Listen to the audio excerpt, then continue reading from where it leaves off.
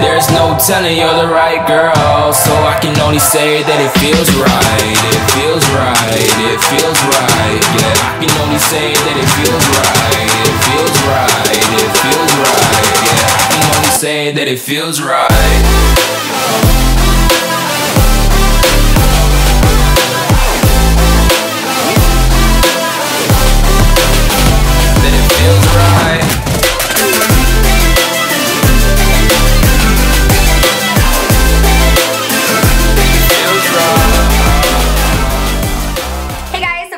Video, I'm going to be doing a makeup tutorial on this look right here. Obviously, I always say the same thing in every single video. I'm rushing because my husband is down in the car waiting for me right now. I actually left with him to go home because I film at like my beauty space, and in the car I was like, oh, I forgot to film an intro. I like turned the car around and rushed back here, so I'm filming really quickly and we're both so hungry. I need to go get dinner and he's waiting for me down in the car. Sorry, John, be right there. But anyways, this is my go-to makeup look for nights when I'm going out, or even if it's a daytime. Whenever I feel like having a really smoldering, kind of fierce, like sexy eye makeup look, this has been my go-to look for months now, and I've seen a ton of requests for it. You guys see me wearing this look on Snapchat quite often. Sometimes I'll change it up and I'll do like all matte colors and I'll leave out the shimmer that I have on the lid and I'll just do like the outer crease. But for the most part, I always do this with neutrals and browns and warmer colors. I really love it. I think it brings a lot of attention to the eyes, and it definitely gives you that more like slanted eye look because of that cat eye that we are doing. So yeah, I hope that you guys enjoy this video. Thank you so much for watching. I love you and I'll see you soon. Bye. First things first, I'm going to be priming my eyes. And the way I like to do this, everyone has their own way of priming their eyes. You can just go in with a good old eye primer if you want, but I like to use my Urban Decay Naked Concealer. I put it all over the lid and then I blend it out with a brush. Today I am using the Morphe E8 brush. You can use a beauty blender. I just don't like using my fingers because I feel like it's patchy and I don't get as much coverage and my eyeshadow doesn't look as good. And then I absolutely have to set it with powder. I'm using the MAC Pro Emphasize powder, but a translucent powder would work, a face powder. Any sort of powder is going to make the eyeshadows go on more smooth and blend easier. So for the first shadow, I'm going to pick up one of my all-time favorites, which is Makeup Geek Creme Brulee. Literally, I think I've gone through 6 pans of this eyeshadow. Like, the dedication is beyond. I'm going to start off by applying this in the upper crease area, also known as the transition color. And I'm going to be using a long-haired natural brush to apply this. And the reason why is because I do not want this to be concentrated on any particular area. I want it to be very feathery and lightweight and airbrushed and seamless on the entire upper lid area. Then I'm going to go in with Anastasia Burnt Orange, and I'm going to continue to use that exact same brush. This is the Morphe M441, and I want to use this because I want everything to look so blended. I don't want anything to be packed on at this point. I don't want to use like a short, dense brush, and the reason I'm going so in depth about brushes today is because I feel like so many people think that they can't do their makeup when really it's not them, it's not the product, but it's the brushes. If you understand your brushes, then you can understand makeup. You can understand how to apply makeup. Your tools are so important. So right now, I'm sticking with a long hair natural bristle.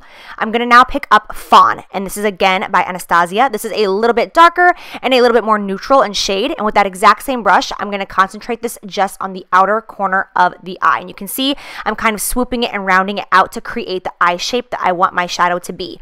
If you do not have a natural crease, that's the beauty of makeup. You can create one. Just stick with the technique and it will come out just the same. Now I'm going to pick up Anastasia Fudge. I didn't realize this was such an Anastasia day. Hey! Fudge is one of my favorite dark browns ever. It's like the color of like warm chocolate. I love it. So now to apply this, I changed my brush, and now I'm using the M433 brush by Morphe, which looks very similar to the first one we used. It's just a little bit shorter and denser so it can pack on product. And now you see I'm using that because of the fact that I'm packing on this dark shade and I want it to be more concentrated. When I'm working with a dark color, I like to pack it on by doing pouncing motions, and then I go back and forth and I start blending it out. I never go in and just start blending immediately with a dark shade, otherwise it can look patchy and kind of break up and have fallout. I like to pack things on going up and down in a pouncing motion and then blend it out once it's on the lid. Hopefully that makes sense. And then before moving on, I'm just going to make sure that we have no harsh lines on the upper crease and just go over it one more time with a little bit more of that burnt orange on my brush. Because honey, let's get real. I fear harsh lines like I fear the devil. Now for my lid color, I'm going to be using Makeup Geek Foiled Eyeshadow in the shade Grandstand. This is my favorite foiled eyeshadow by Makeup Geek. It's actually the only one that I completely used up and had to purchase a second one because I love it that much. It doesn't matter if I have a spray tan or if I'm fair as can be. I love it just as much any day of the week. week. So I'm going to pack that on the entire inner corner of the lid, but I'm not going to take it all the way across the whole lid. I don't want to cover up what we did with fudge and the beautiful browns that we have on. So just the inner corner, I want that to have a pop, and I'm just going over the edge of it with a little bit of fudge on my brush just to make sure that everything blends together, because we don't want it to be like boom, grandstand, boom, fudge. We want it to be a nice like ombre effect as it fades into the other colors. Now I'm going to go in and create my wing. And honey, I'm going to create a wing so sharp and so harsh and so elongated that if I want to take flight and fly away from all the bullshit, I just might.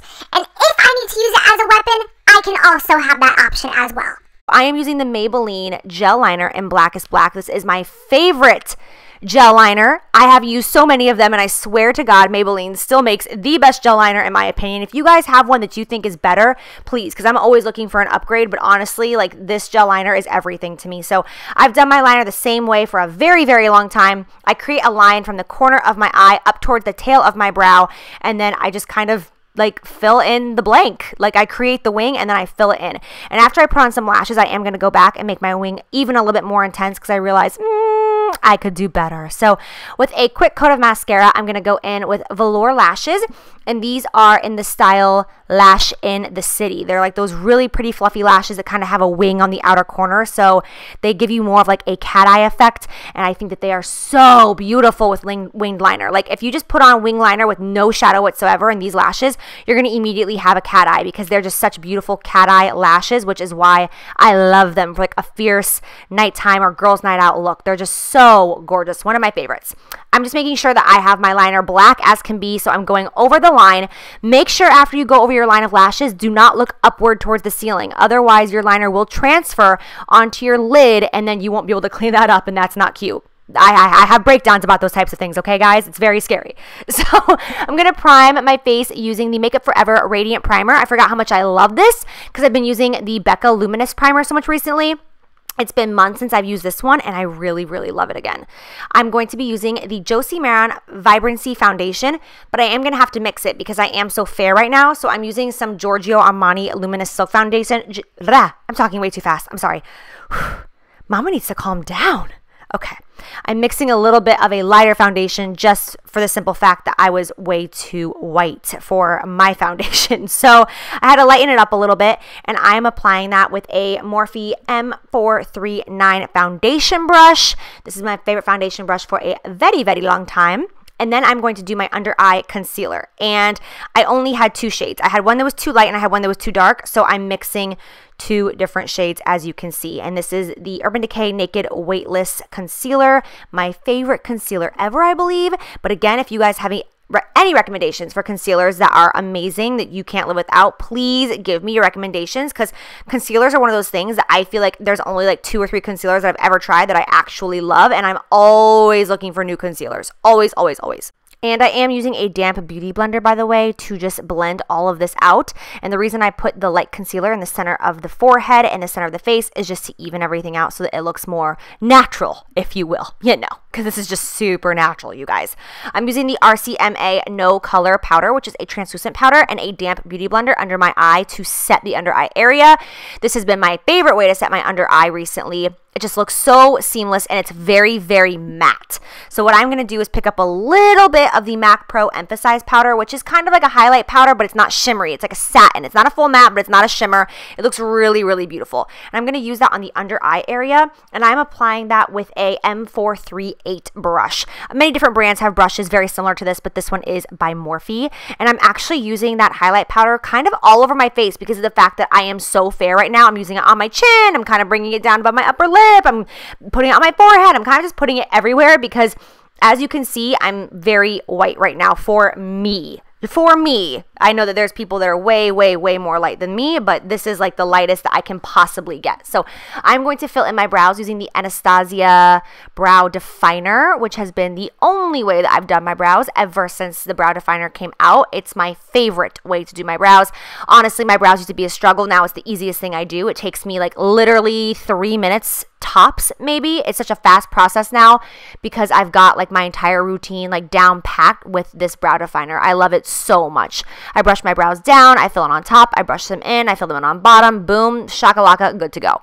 I'm going to be using the Physicians Formula Butter Bronzer. God, this stuff smells so good. And I'm going to be applying it with a big old Tom Ford brush. This brush is so expensive. I've talked about it before, but honestly, there's nothing like it. It's kind of frustrating because I'm like, why? Why do you have to be so expensive and so beautiful all at the same time, right? But I'm going to apply that bronzer all over the outer portion of my face, all around my cheekbones, my jawline, all up my temples, my hairline, my forehead. And then I'm going to do just a little bit of cleaning up. And I'm going to take that same RCMA No Color Translucent Powder, and I'm going to just create a sharp line from the corner of my ear down to the corner of my lip so that we can just bake that a little bit so my contour won't get messy throughout the day and it'll look a little bit more cleaned up. If you want an in-depth tutorial on baking, I do have one that I uploaded last month. You can check that out on my channel. And then I'm going to take a little bit more of burnt orange. I'm using the same shadows that I use on my upper lid and now on my lower lid. Take any pencil brush. This is an E3, I believe, from the Morphe Elite collection. And I'm going to just blend that on the entire lower lash line. I'm taking it all the way to the inner corner, all the way to the outer corner. And then I'm going to pick up Fudge by Anastasia again. And I am using like a small precision brush to apply fudge to my lower lash line. This one is by Sigma. I don't know the exact number of it, but it is on their website. This one is from the Extravaganza collection, which is why it's like a goldish rose gold on the ferrule and not just the regular silver.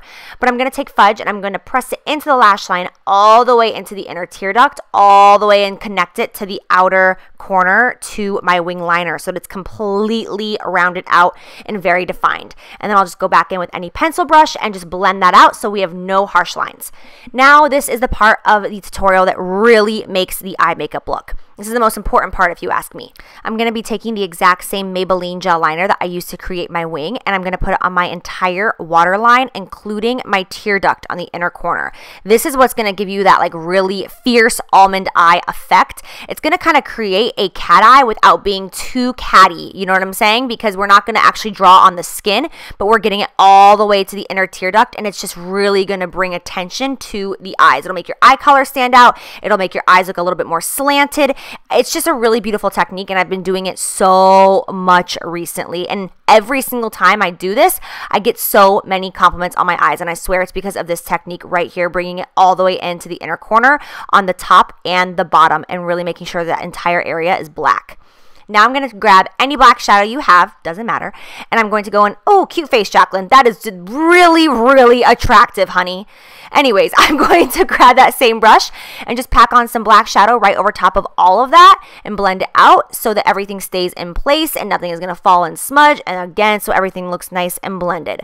And then I'm just going to put some mascara on my lower lashes. I am using the MAC Extended Play Lash, one of my favorite mascaras for lower lashes.